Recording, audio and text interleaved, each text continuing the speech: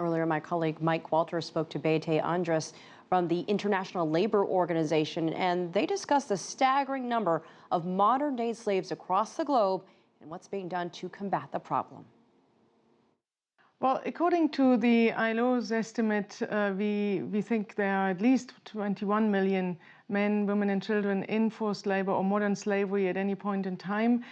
Some recent estimates published by an NGO go up to 46 million.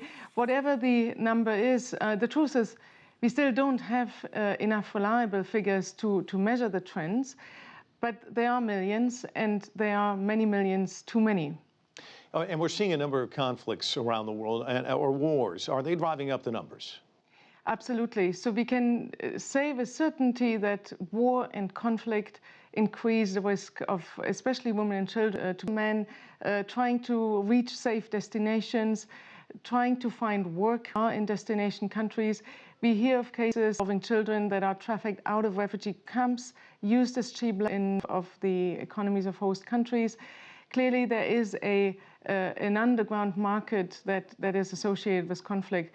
And we also know from many conflicts around the world that children in particular are at risk of being recruited as child soldiers into armed forces, including of paramilitary forces. You're talking about child soldiers. Of course, we've heard about people ending up as domestic labor, also in the sex trade. But talk to us about the range of this, because the Associated Press, I know last year, did a big expose on men recruited to fish who became fishermen who were slaves for years and years. And I think people don't really understand the range of all of the issues in terms of different businesses that recruit people and then get them into these enslaved environments.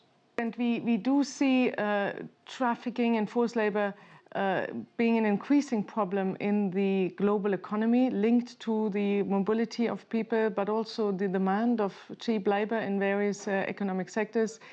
Fisheries is certainly a hotspot of modern slavery in some parts of the world. We also see other high-risk sectors such as agricultural products, informal activities linked to the sex industry, but also to forced begging. And we also have high risk of forced labor and trafficking in construction, very often involving migrant workers, but also in mining, in domestic work, and many other economic sectors. Why is it so hard to fight, and why is it so insidious?